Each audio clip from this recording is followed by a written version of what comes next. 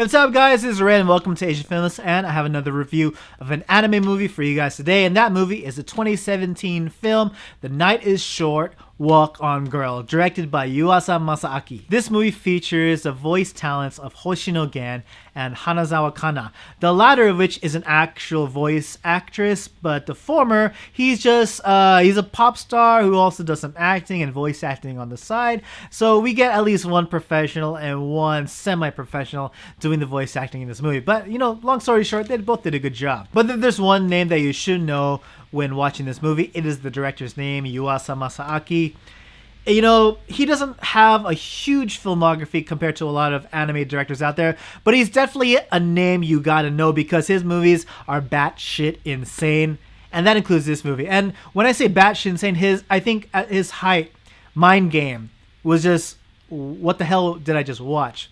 But before watching Mind Game, I think this is a good intro to his style because everything is just batshit insane, as I said. But long story short, this movie, Night is Short, Walk on Girl, was one of my favorite movies of last year, of 2017. So, let's cut to the chase. The story, it's about this girl and also Senpai. Senpai has this crush on this girl, but he doesn't know exactly how to confess his love. But the story follows these two over the course of one insane night as they both start off drinking, and the girl goes off into her adventures, which involves alcohol and fine drinking. And of course, the story that follows Senpai is him trying to locate where the girl is so he can get his act together and confess his love already. And while the two characters start off separated, their adventures, or misadventures I should say, are both interconnected in terms that they both meet the most random and zany cast of characters in the world, and even the events that they come and join in on, they kind of have relation to each other. And everything comes full circle at the end, of course, when they come and do that final confrontation. So as far as the positives are concerned with this movie, first of all, the animation. You gotta talk about the animation. When it comes to Yuasa's movies, his animation is the most noticeable thing you'll come across first. And it's in the sense that it's not conventional at all. If you're expecting a typical anime movie, from the likes of, let's say, Studio Ghibli or even Studio Chizu, this movie is not that at all. This is one of the most unique animated films you will ever see, and I absolutely dig every single moment of it. And I definitely love the art direction, the art design. It was all crafted by Nakamura Yusuke. Nakamura Yusuke is the original art designer of the novel which this movie was based on. And if his artwork might seem familiar to you guys who are fans of Japanese rock music, more specifically the band Asian Kung Fu Generation, because he designed all the album art that was featured on their CDs. So if the animation in this movie seems oddly familiar, then you must be an Asian Kung Fu Generation fan. And thankfully, this music features a song by Asian Kung Fu Generation, which was contributed as a theme song. So it's a win-win for all of us. And if you think the animation is nuts, wait till you take a look at the characters. The characters, they're funny, they're fun, they're energetic as all hell, and they're just as zany as the animation that brings them to life. And on top of all that, they're so funny, they're so charismatic and lovable, and I don't think there was any character who was wasted. Every character was utilized perfectly throughout the entire movie. And of course, the story of a girl who enjoys the spontaneity of nightlife and alcohol, and the story of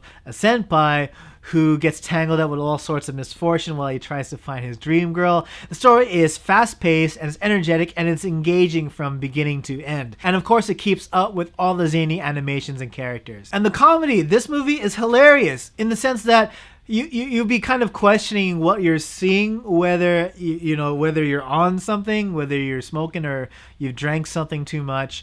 I think you'll be questioning your sanity for most of the time this movie is playing, but that's the point of it. I think it's supposed to take you into this really kind of strange trip.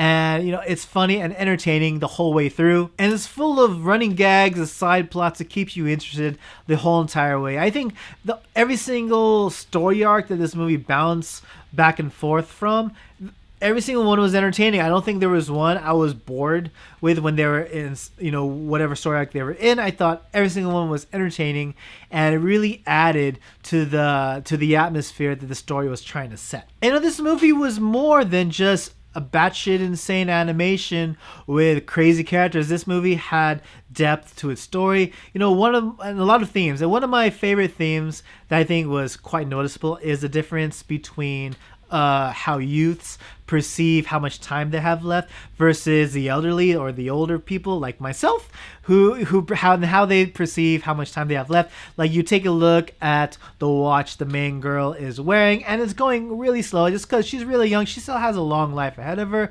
But then for those of us who are older, time seems to be moving at a much quicker pace. So you see when some of the older folks, they pop out their watches are just going a mile a minute, as if they're going to die anytime soon. And it's pretty interesting when you kind of dive deeper into it. And of course, I think the biggest theme in the story, and it happens in many other anime movies and TV shows, is it's about a guy trying to profess his love to the girl of his dreams, and mustering up all the courage and fighting through all the bosses in order to get to her. And with that being said, while I don't have many negatives to say about this movie, I'd say, for one, there are a few tropes that they carry over from typical anime stories, typical anime archetypes when it comes to the characters that are featured in this story. Granted, they do a lot of interesting things with them, but I think you look at this movie and it's unique in all sorts of ways, except for some of the elements that are usually featured in anime. You have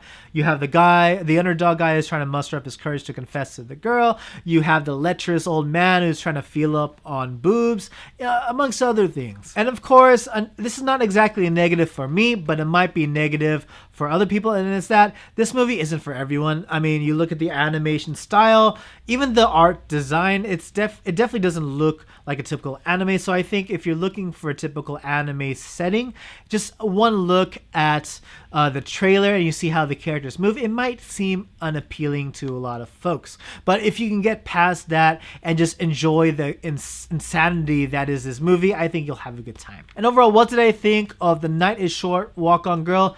Like I said, absolutely love it. I absolutely loved it. It was one of my favorite movies, not just anime movies, but movies to come out of 2017, and it's definitely a must watch. I'd recommend anyone to watch, especially if you want movies which are unique. And I'd say, as I mentioned earlier, this is a good intro to the insanity that is the filmography of Yuasa Masaaki.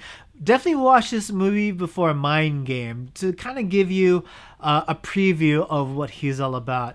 And once you've overcame the madness that is Mind Game, check out Lou Over the Wall. Lou Over the Wall is another movie I want to review before this month is up. But if you thought that this movie, that The Night Short Walk on Girl, is pretty insane with its animation, then Lou Over the Wall is kind of also insane, but I think it's the tamest out of all of Yuasa's works. But I'd say as a good middle ground to kind of get you a feeling for his work, The Night is Short, Walk on Girl is perfect for that. So yes, those are my thoughts on The Night is Short, Walk on Girl. What did you guys think, or kind of questions did you guys have? Let me know in the comment section below. Please like, share, and subscribe. Follow me on Facebook and Twitter. And by all means, please support Asian Films on Patreon. It definitely helps the channel a lot. And hey, did you know I have a Discord server for fans who want to talk about Asian films, and not just Asian films, but just movies in general? So hit me up in the comment section below. I'll hit you back with a link to our Discord server. You can come in and join in the discussion. And yeah, that's about it for me, guys. As always, everyone, thank you so much for watching. Hope to see y'all again in the next video. Take it easy.